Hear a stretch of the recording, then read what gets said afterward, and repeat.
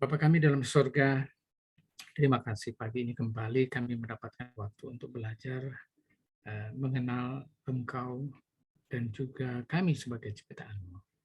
Biarlah pelajaran pagi ini juga akan menolong kami mengerti bagaimana kami harus menjalani kehidupan kami agar kami boleh hidup selaras dengan rencana Tuhan. Terima kasih berkati jaringan yang akan kami gunakan juga agar tidak terhalang untuk koneksinya. Terpujilah nama-Mu. Inilah doa kami dalam nama Yesus kami sudah berdoa dan mengucap syukur. Amin. Oke. Saya minta izin share screen ya.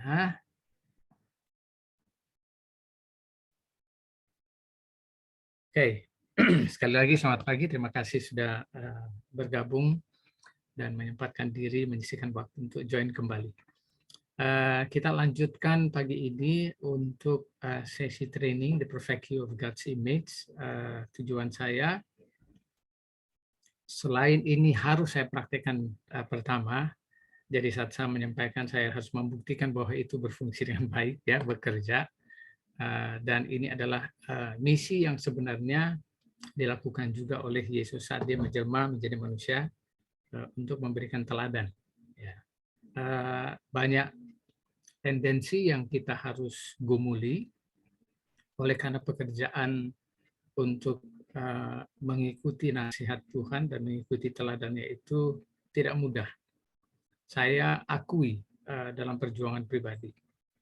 Namun, secara bertahap saat Anda mulai melakukannya, Anda akan merasakan sebuah perubahan yang signifikan dan itu secara alami Anda tidak bisa pungkiri, tidak bisa ditolak ya, karena Anda di-create, diciptakan untuk maksud tersebut. Jadi kalau Anda sudah ikuti jalurnya, Anda akan merasakan perubahan signifikan.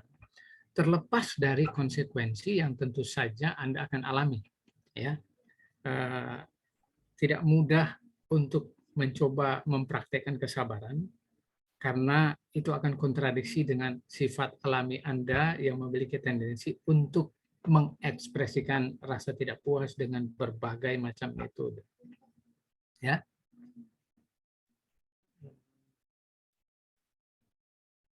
Oke, saya cek dulu ini seperti ada.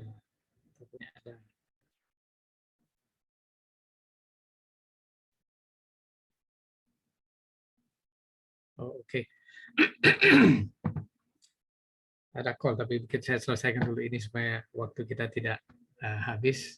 Oke, sudah perhatikan Roma pasal 7 ayat 18. Ini yang harus Anda dan saya pahami sebagai sifat nature yang memang sudah diekspresikan dan dinyatakan. Rasul Paulus sudah ungkapkan. Di dalam kita sebagai manusia tidak ada sesuatu yang baik. Nah, cara kita mencoba memahami konsep ini harus kembali kepada peristiwa di Taman Eden. Di Taman Eden itu nenek moyang kita diciptakan oleh Tuhan dan mereka bergaul dengan Tuhan dan mendengar suara Tuhan. Ya, nah kita masuk pada ujian untuk memilih, decision making, untuk memilih mana yang harus diikuti. Nenek moyang kita yang pertama itu gagal. Gagal karena gantinya menurut perintah Tuhan, mereka menurut perintah sang ular atau iblis melalui ular. Meskipun kontennya adalah hanya memilih antara mendengar suara Tuhan untuk tidak pergi dan mengambil serta memakan buah pengetahuan baik dan jahat, tapi pilihan itu kita harus memahaminya dalam skop yang lebih luas dengan konten manusia memilih buah pohon pengetahuan dengan dua elemen, baik dan yang jahat. Saya selalu ulang-ulang untuk menegaskan serta menekankan bahwa kita itu diciptakan untuk sesuatu yang baik dan selalu yang baik.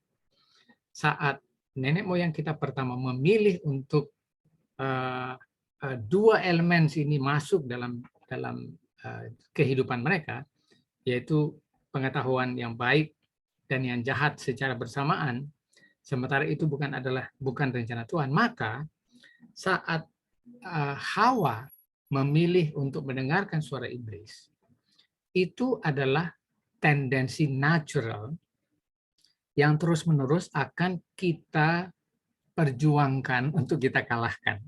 Saya katakan demikian karena bukan berarti kita tidak bisa memilih yang baik, tetapi tendensi untuk memilih yang di luar daripada apa yang Tuhan nasihatkan itu akan selalu lebih kuat, dia punya affections. Tapi bukan berarti kita tidak bisa kalahkan. Makanya kenapa Yesus turun menjadi manusia 100% supaya waktu dia diuji di padang belantara dengan 3 jenis ujian, prinsipnya tetap sama, ada tertulis. Maksudnya supaya kita dengar suara Tuhan lebih dominan. Dan itu akan menolong kita mengambil keputusan mengikut daripada memilih apapun yang dicampur-campur oleh iblis dalam ujian itu ya. Aku akan berikan gini dan sebagainya. Lalu embel-embelnya asal engkau menyembah aku. Ya. Jadi hal ini adalah natural kita. Jadi kehendak memang ada. Kehendak ini namanya willpower. Ada, tapi bukan untuk berbuat yang baik. Nah, itu yang harus Anda self-introspection setiap saat. Anda harus melihat kepada diri, kira-kira kecondongan Anda setiap kali ada kesempatan ujian itu, maunya kemana? Kalau selalu ke yang baik, berarti Anda punya persepsi itu masih belum sinkron dengan apa yang sudah Anda yakini dan Anda imani. Ya. Ini koneksi harus terjadi. Kenapa saya katakan demikian? Kalau kita baca Yakobus 2 ayat 10 dengan perspektif yang lebih luas, barang siapa menuruti seluruh hukum tapi mengabaikan satu bagian daripadanya. Ini lucu nih kalimatnya, terjemahan Lembaga Alkitab Indonesia. Barang siapa menuruti seluruh hukum tapi mengabaikan satu bagian, itu kan berarti tidak menuruti seluruhnya. Ada yang diabaikan. Maka ia bersalah terhadap apapun yang dia sudah turuti. Ya. Nah, saya mau koneksikan ini berkaitan dengan infrastruktur tubuh Anda dan saya. Kita itu punya 4 sistem infrastruktur dalam tubuh. Yang satu itu skeletal, ya, di dalam tubuh Anda itu mulai dari kepala sampai kaki itu tulang-tulang itu terkoneksi dari mulai tengkorak, ya, lengan, dada, Anda lihat rongga rusuk yang melindungi organ vital tubuh jantung, paru-paru dan semua di dalamnya, lalu menyambung terus sampai ke bawah ke tulang kaki. Lalu kemudian muscular itu muscles, ya, di mana kita bergerak itu ya otot selalu terkoneksi, ya. Anda tidak mungkin kalau otot Anda tidak berfungsi dengan baik, Anda mungkin tidak akan bisa memegang, menjama, menggerakkan tangan, badan, organ tubuh yang lain. Lalu kardiovaskular, Anda perhatikan jaringan saraf pembuluh darah, ya. Anda lihat ke seluruh tubuh, ya. Ini yang akan mengirimkan darah ke seluruh organ-organ vital kita. Plus nervous system, ini saraf yang mulai dari otak ke seluruh tubuh. Semua ini terkoneksi. Nah, lalu kenapa saya hubungkan ini? Lalu mencoba mengekspos kembali ayat yang kita bahas kemarin. 1 Korintus 13 ayat 4. Apakah kasih ini scientific? Ya, ilmiah. Anda mungkin baca ini ulang-ulang, terkesan mungkin ya biasa aja Anda baca, sabar, murah hati, dan lain sebagainya. Anda mungkin tidak pikir bahwa saat ini ditulis, ini berkaitan dengan fungsi tubuh Anda secara menyeluruh. Ya, kesabaran itu adalah refleksi dari cara Anda mengolah pola pikir Anda untuk mempertimbangkan reaksi Anda terhadap affections untuk orang lain, atau mencintai, ya, atau sabar untuk melihat ekspresi cinta dan tindakan orang. Lalu kemudian Anda memutuskan untuk memilih reaksi karakteristik yang Anda harus praktekkan dan terapkan.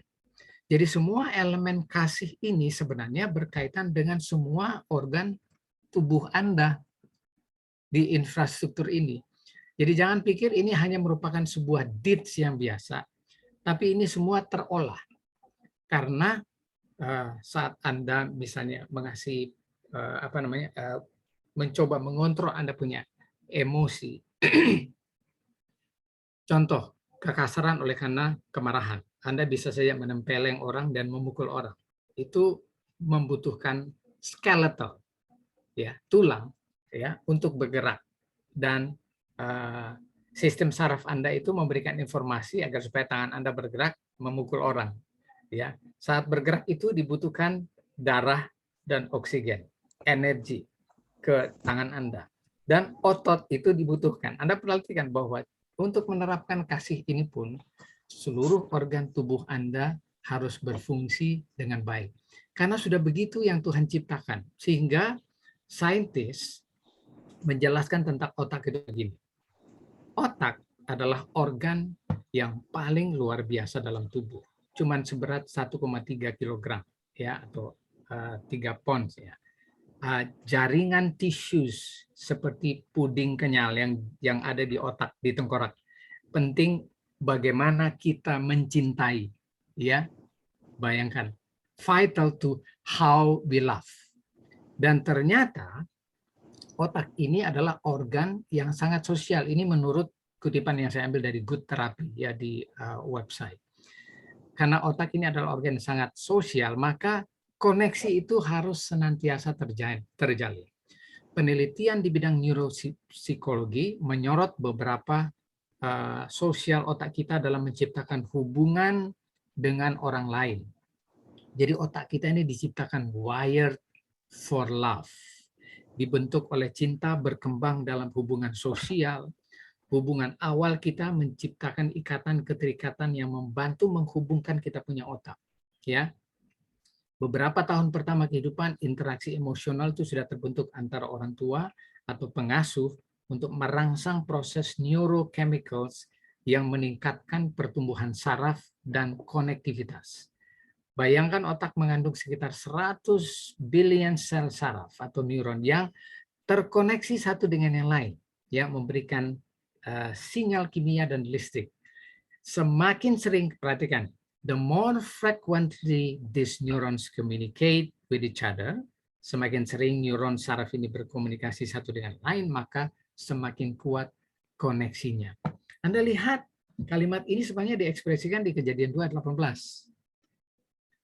Allah berfirman, tidak baik kalau manusia itu seorang diri saja. Bahasa lainnya sebenarnya, it is not good for man to live alone. Anda tidak hidup untuk diri sendiri. Ya, Anda harus bersosial.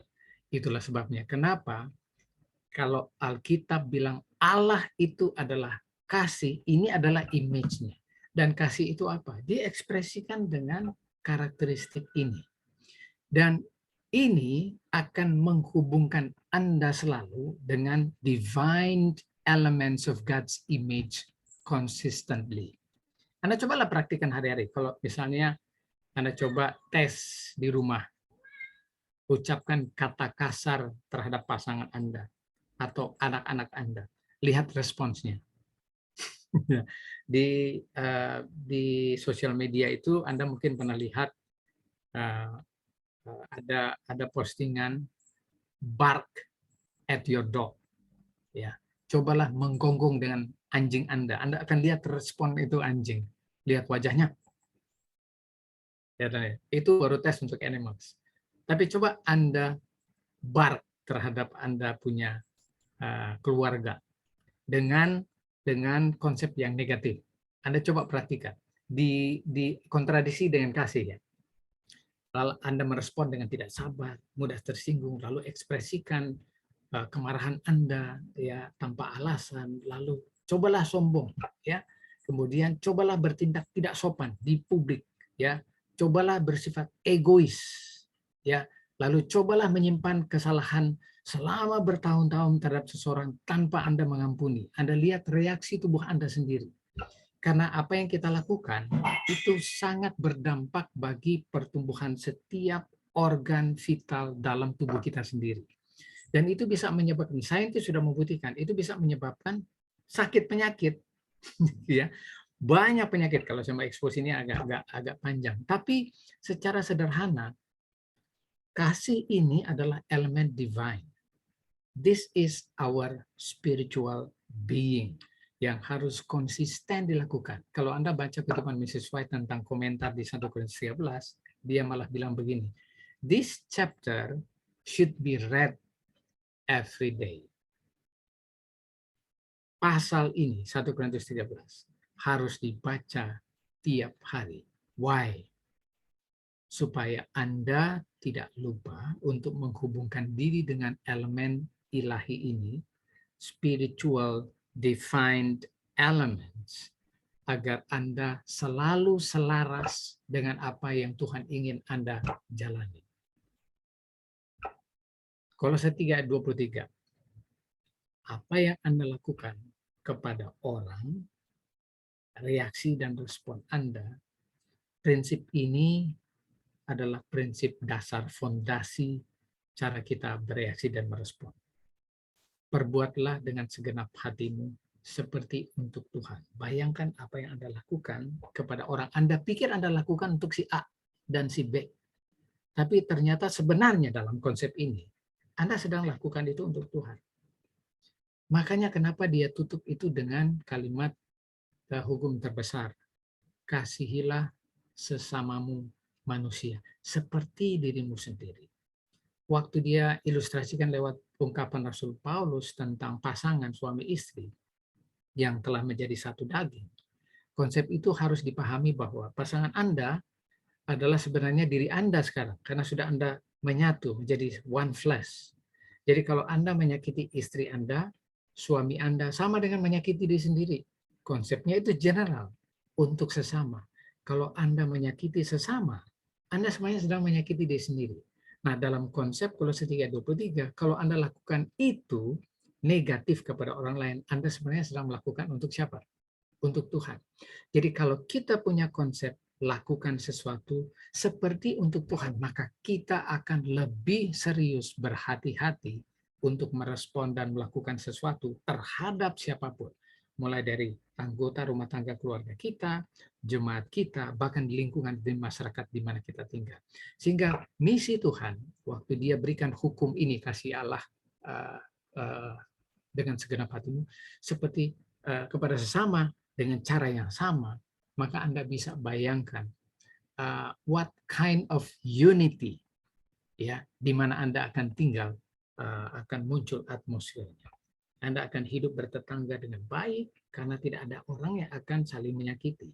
Ya, Anda di dalam jemaat tidak akan ada konflik karena tidak ada orang yang iri hati, ambisi, selfish, berbohong, ya, dan lain sebagainya. Karena semua akan melakukan apa yang memang sudah diinstruksikan.